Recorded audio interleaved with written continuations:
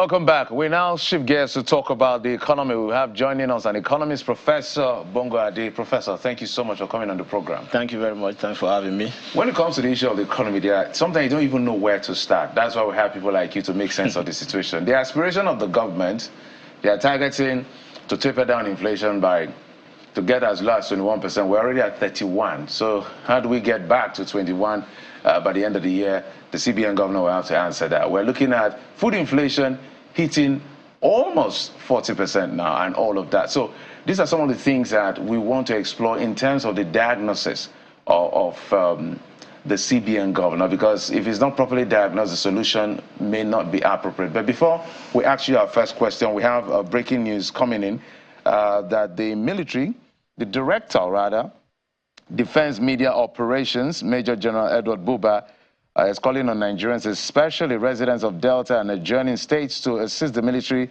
with credible information that will lead to the arrest of 8 persons. You're seeing them on your screen, allegedly responsible for the killing of 17 soldiers in Okwama community in Delta State.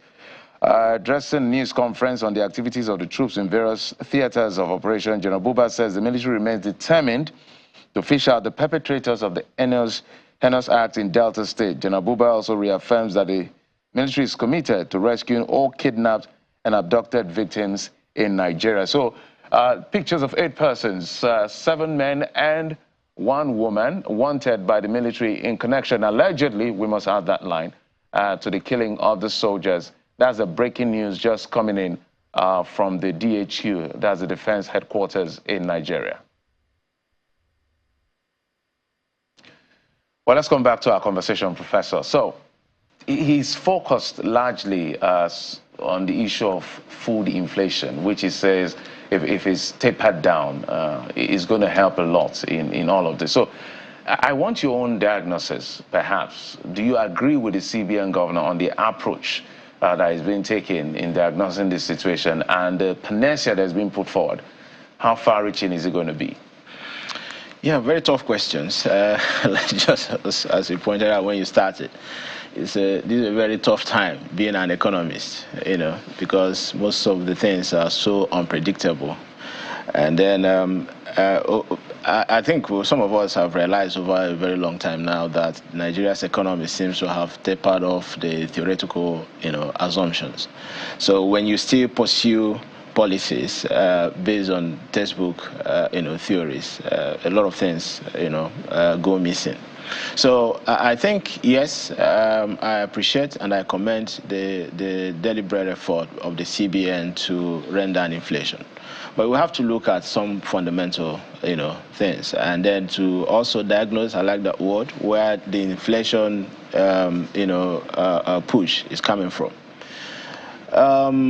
I think the first thing is data. Some people report that Nigeria's inflation is above 96%. Okay, so if you look at it, and there are reasons to believe that, because if you follow such, more robust data capturing, you will see there's some level of validity in it, because Zimbabwe has an inflation level of about 1,520% annual. Argentina has 180%. Then you have South Sudan. Turkey has about 76%, annual inflation rate. So when the same sources show that Nigeria's inflation is higher than what we hear, there is a reason to believe that. So first, we need to, be sure that we have the right data so that the policy can work. Because when you make policies based on data that is not so robust, then that's a big problem. Then the next point is, okay, has the problem been properly diagnosed? So the first thing is, let's look at the drivers of Nigeria's economy. So we have 4 of them. The first one, which is the big one, is trade. Okay, what do we trade? We export crude oil, mainly. And then we've seen that our current account, which is the difference between the imports, the export and the imports, has not been doing badly in recent times, has somehow returned to positive territory. Then the second one is capital flows, which we're talking about foreign direct investment or portfolio investment or whatever you have. Capital importation in Nigeria has almost dried up, and then we're not seeing those really transformative investment coming in anymore. So that is a huge loss to the economy. And then the third one, which is diaspora remittances. And that is something most people don't talk about. In the past, we will have people patronizing either the banks or the International Money Transfer Organizations, IMTOs, to send money back home. In other words, there is real foreign exchange. But what has happened in recent times is that that is no longer happening. So people, Nigerians, the diaspora Nigerians abroad want to send money home. They look for their peers who have maybe businesses in Nigeria that have Naira. So you see currencies just being exchanged in the country where they are residing, and then somehow they manage to find Naira here. There is no exchange actually taking place. So what that means is that it's an inflationary push. Okay, so the last one is policy. So we've seen a lot of policies in the United States. Currently, the United States has become very stable. The economy is quite stable. They have record level unemployment rate, okay, which is below the natural rates. I think 3.1% or thereabout. So normally you will have unemployment rates about 5%, 4% thereabout, but it's quite low. And that is coming from the COVID-19 interventions where they paid households so much money, and then they still have this pent-up, capacity of purchasing power that have not been spent. So, and then you have low energy costs in the United States, driving manufacturing. Even Chinese firms are closing shops in China, preferring to go to the United States to set up plants, build new plants. So manufacturing competitiveness is returning to the United States. So that means that even some other firms that would have considered us, some attractive investment destination may not be coming. So when you see investment shifting away from us, and then so we now have to struggle with a whole lot of things, and then demand for even inputs, both imported and domestic, is not being met. The challenge at the port, I don't know if anybody's following that. Customs raising the rates of, tariff and all of that. So it has affected productivity down here. So I'm happy that the CBN governor mentioned logistics, the cost of logistics. But what he didn't mention is the cost of production itself, the cost of inputs. Now, we've seen, he also mentioned that palliative has been read out for the poor people and all of that. But we haven't seen anything. We've not heard of any sort of intervention for the real sector, right, for the manufacturers. And then we've seen so many manufacturing firms closing shops in recent times. So the challenge we have inflation is not necessarily, some people say it's money supply. Yes, money supply is very high. Okay, and then we can understand the CBN stance, the hawkish monetary policy stance of raising rates. Now we are looking at MPR of 24.5% or thereabout, so which is, I think, highest in historical record, so far. Interesting. Some of the points you made, yes, pardon me to butt in, the Zimbabwe case, some will say it's a peculiar situation. Having inflation just recently now, 55%, and we're at 31, and imagine what we're going through. You can only imagine what Zimbabwe is going through with that. So I think that's a case for us to look at and say, we must not get to that point, as you've rightly said. Even the customs want to, it's good to see that the forex, at least being used to calculate the duties, has dropped for a 5th consecutive time in the past 2 weeks. But the rate is, the value or the duties itself is another thing entirely. But as you were speaking, I was just going through some of the recent things that government has done. It looks like government is trying to throw a lot of things at it, from CBN to the executive itself. And just yesterday, we saw the establishment of the PECC. I need to get that correctly because there are now a lot of them. You need to be sure. The Presidential Economic Coordination Council, PECC, and what is called the EET. The EET is the Economic Management Team Emergency Task Force. If the names were enough to rein in inflation, these names would do great things. But when you look at the composition, yes, the president is on the PECC, you have the vice president, Senate president, literally all the big names, lots of ministers and billionaires like Aliko Dangote, Abdulsamad Rabiu, Tony Elumelu, and the rest. And then you look at the EET as well, you see the big names on it. By the way, the EMT, the Economic Management Team, will take some break for this period of the EET. How much do they bring to bear, and I'm talking those big names, in changing things? Because you see, they've done quite well for themselves. Billionaires, obviously, have done well. But we've seen this before in some sense, and it looks like the president is trying to tinker with, these structures. How much do you see this changing the fate of our economy? Yes, it's going to change the fate of the economy, and I've been talking about this for a very long time now. In the classroom, when people ask me, even on TV. So we can take a cue from South Korea.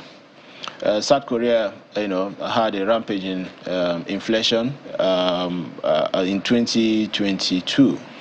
Okay, after the invasion of Ukraine by Russia. And then energy supply constraints, and then they were coming out of COVID-19, so it was really hitting them very hard. So it was clear that orthodox monetary policy wasn't working. Just the way we've also said about Nigeria's system over a very long time. The economy disanchored from every sort of intervention by the central bank, and it didn't start today. So we are looking at a period starting from around 2018, okay, during the time of MFL. We've been complaining that there is this macroeconomic disalignment. So whatever it is that is being done, monetary policy committee, NPR rates, was not, affecting the economy in any positive way. So it was clearly sterile. So when you have this sort of situation, what countries begin to consider is, unorthodox, policies, not necessarily monetary. And then one of the things South Korea did, as I referenced, is to, begin to call together the Chebo in South Korea, the industry leaders. So, directly engaging with them, interacting with them, what do you think we need to do? Because these are the producers. When you talk about the rail sector, those who are engaged in the rail sector activities. So you mentioned Tony Elumelu, you mentioned Dangote, and the rest of them. So these people really, they understand, they are market facing, they understand the needs of the economy, what to do to increase productivity. So that is what should have been done, even as early as last year. Because as I mentioned, the inflation driver is not just monetary supply that has surged, beyond control, but it is also the lack of productivity in the system. So it's one thing I was going to say, that we have, tabled what we are going to do to consumers, palliatives and all of that, but nobody has had anything said about what to do to producers. Right. You see, so this is the first time I see some bit of an effort towards engaging the producers in the economy. But the president had said that they were going to give how many billions to producers in that speech he gave last year. So, but we haven't seen that. We haven't seen that happen. Right. We haven't seen that happen. If it's happening, so why would they allow firms, companies to be closing every day and leaving the country and causing massive unemployment? And that's loss of productivity. That actually increases the inflation. So we are just talking about food inflation. Food is not just agricultural products, by the way. Okay, food is all the things that people spend money on, that they eat, they consume. So some of them are imported, some are produced, FMCG. So let's look at what is happening to the fast-moving consumer goods, because that's a process sector that really tells us what goes on in the system.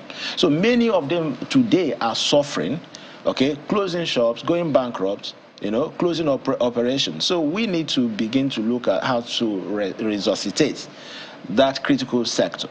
And that is the only way we can begin to drive down the inflation level.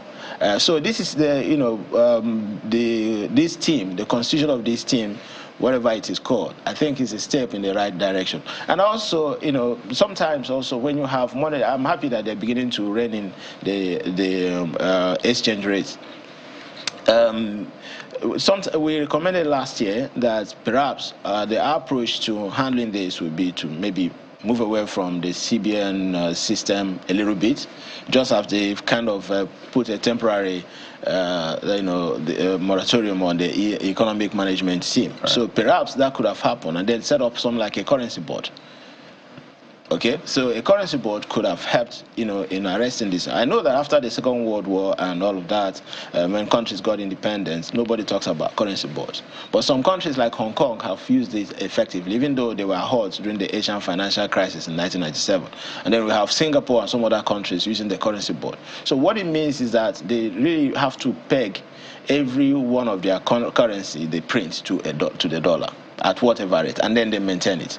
So it's different from floating the economy, and it's also different from fixing the exchange rate. Right. So that's a way that, like he was talking about, anchoring inflation expectations. So it's a way to anchor foreign exchange expectations.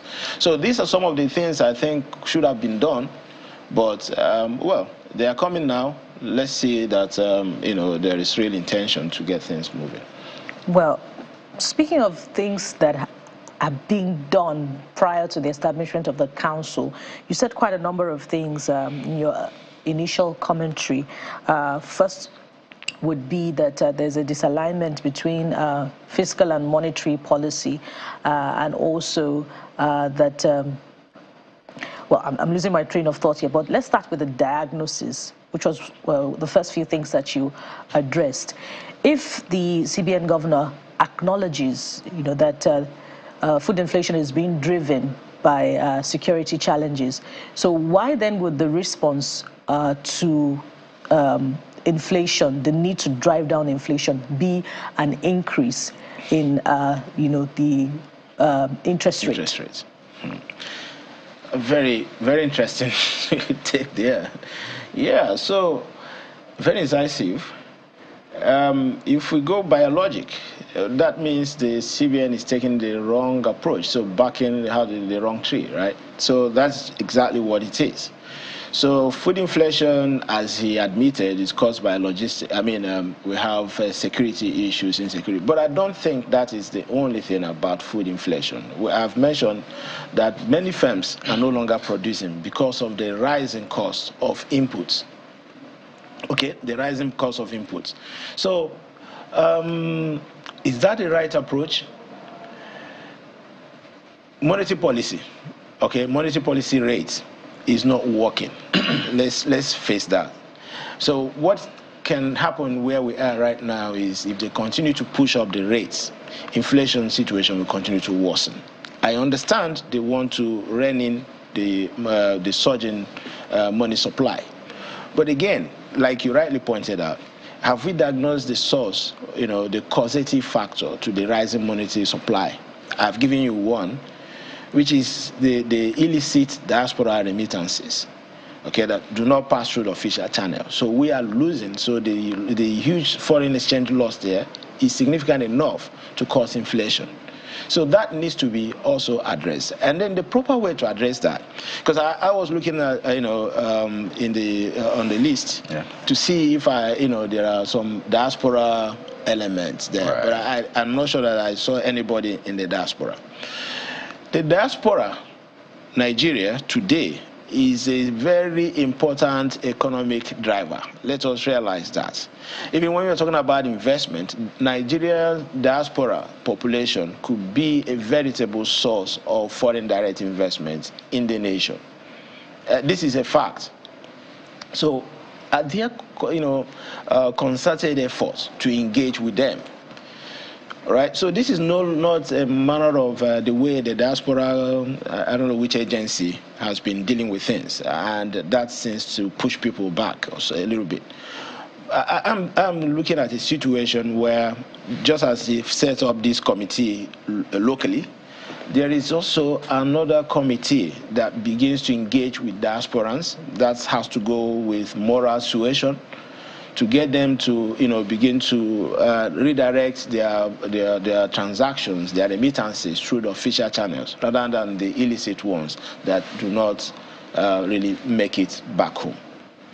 So that's a very incisive question, but I wouldn't want to go more than that. let me ask a question that the average Nigerian who doesn't care about all the jargon of economics that we talk about, whether it's classical Kenya, any of this big grammar we use on television and on radio or in textbook, for them, things have gone up and they don't come down.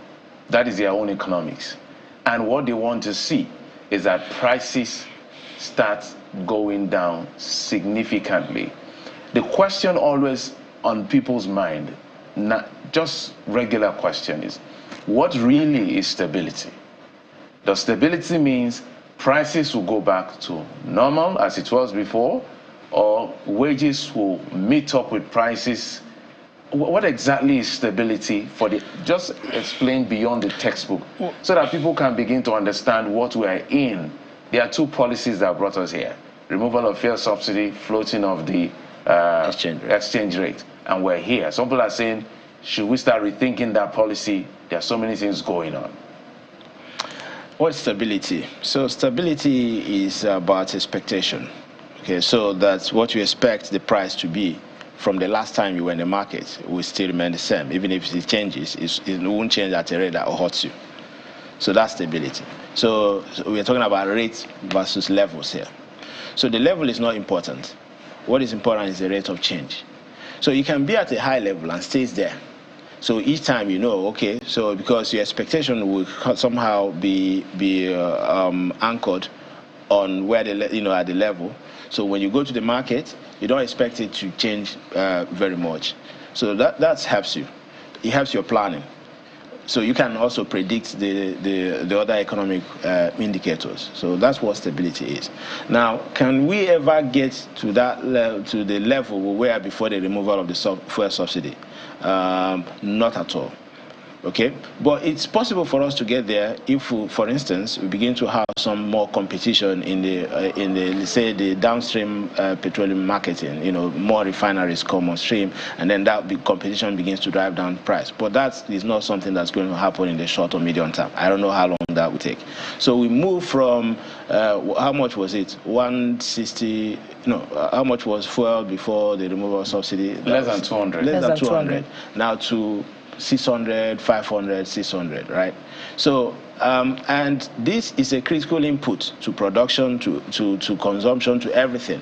So I don't think, is there nobody that doesn't spend something related with fuel inputs in any day? There is none. So because of that, you cannot expect inflation to go down to pre-subsidy removal levels. It cannot happen.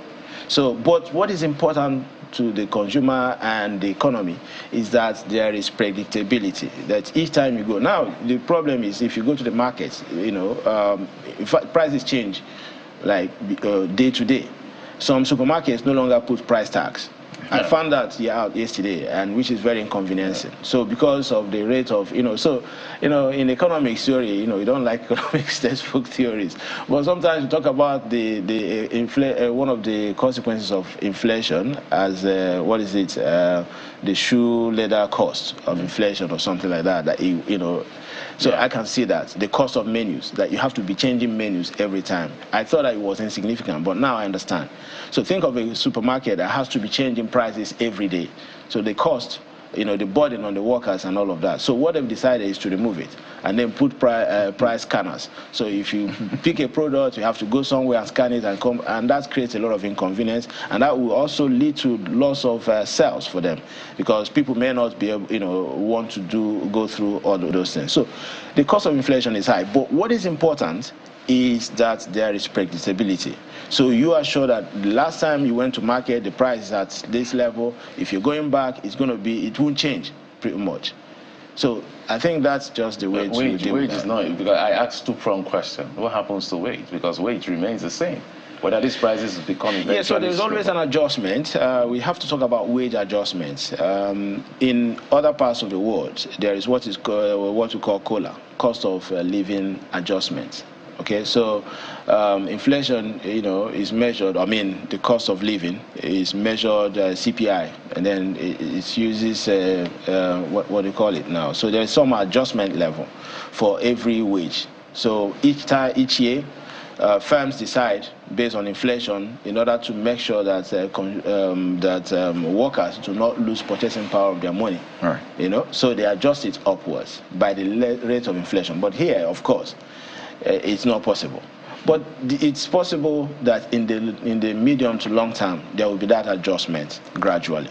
Of course, bargaining is one of the instruments used by trade unions in achieving that, and we could see that NLC threatening for new wages, new minimum wage and all of that. So we expect that things will adjust over the medium to long term. I need to put this in because we're talking wages, and of late we've had conversations with Labour regarding this. Labour had said, give us 1 million. And, well, a lot of people thought they were a nice one. But then we've seen some meetings here and there. But the latest one is, the TUC actually saying that the FAC allocations of defaulting states regarding minimum wage should be paid directly to the workers. And clearly, we've seen states that are defaulting when it comes to minimum wage, and they've given different reasons. But whether it's tenable is another thing, because the president, when he was speaking to governors some time ago, asked them to pay wages, because it's important to give people money that they can spend. Fine, inflation is high, but they need to at least have some money. So do you support that, for example, for states that are defaulting, rather than giving them the FAC allocation, federal government use it to pay the wages directly to the workers, so at least you can alleviate some of the suffering? I think the issue here is that you are put a lot of trust in the ability of the federal government to. So who do we then trust now? So that's my issue here. So I think let's go back to what I started with, which is data. When the state governors are saying that maybe for giving reasons why they are not doing that, I think it's the Ministry of Labour and the Bureau of Statistics that need to come out to say, okay, this is your wage bill, okay, and this is how much you receive. So if we have such kind of data harmonization, it is possible to tell how much, you can tell what's the discrepancy before you say whether the federal government will do that. But what we've seen with the removal of subsidy is that it appears that we are robbing Peter to pay Paul. So monies have been taken away, purchasing power has been taken from the consumers, from citizenry, and then put in the hands of the states. So the states have become so powerful. Some states, their FAC allocation has grown twofold. More than 50% in the minimum. Yeah. I think 40% is the minimum. Some had up to 80% increase in FAC allocation. Some states. So there's no excuse. There's no excuse. There's no excuse. Right. So I believe that Labour, TLC, TUC, NLC, need to be more active in holding the subnational, because I think that's where the problem is. Most of the states. Okay. Because go ahead. It sounds like this money, subsidy money thing, sounds more like optimization to me. More because there's no productivity. We're paying subsidy.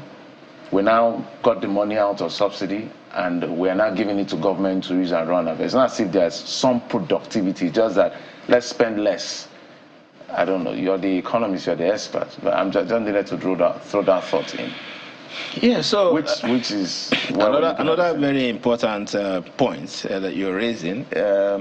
So we have this productivity collapse that has happened in Nigeria since 2015. And that's very key. You wouldn't know the gravity of what you mentioned here. The economy lost almost $200 billion over 8 years. When in 2015, at the beginning of 2015, Nigeria's economy was still the 27th largest in the world, with a GDP size of $527 billion. As it is today, with the exchange rate, whichever one you use, our GDP is about $300 billion. So that means that we've lost over 200 billion. Okay, so we are talking about gross domestic product. So 200 billion lost in productivity means that there is no way you will not have inflation. Okay, so the first thing that needs to happen is to begin to increase the productivity of the system. The policies that we are seeing now, are they productivity enabling? I think that's the question that we should be saying. Increasing FAC allocation to the state, is it productivity enabling? Well, if they can put that in, building core infrastructure, transportation system, everybody's talking about the logistic constraints that is increasing the food inflation. Can we invest massively in roads infrastructure, energy infrastructure? Because these are the core issues. So if this can happen, and then over the next 1 or 2 years, we begin to see a ramp up in infrastructure investment, and then productivity goes up, I think these problems will gradually begin to peter off. But until that happens, there is no easy answer to your questions. Absolutely. I was going to backtrack to the possibility of aligning fiscal policy with monetary policy, but we're totally out of time. We hope that things change significantly somewhere down the line, if and when productivity increases. We'd like to thank you very much, but before we do that, let's quickly remind you yet again about the breaking news. The Director Defense Media Operations, Major General Edward Buba, is calling on Nigerians, especially those in Delta State, to provide any information that would assist the military to arrest 8 persons allegedly responsible for the killing of 17 soldiers in Okwama community in Delta State.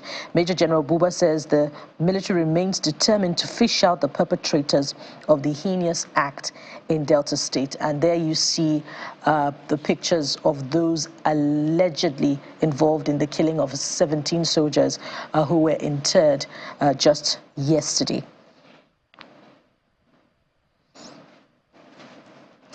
Thank you very much, sir. Professor Bongo Adi is a professor of economics, Lagos Business School. Thank you so much for coming on the program. Thank you very much. Thanks for having me. And so when we return from this break, we'll yet again switch to that issue of mental health, but with a specific focus on someone who is doing something quite daring to help. Stay with us. We'll be right back.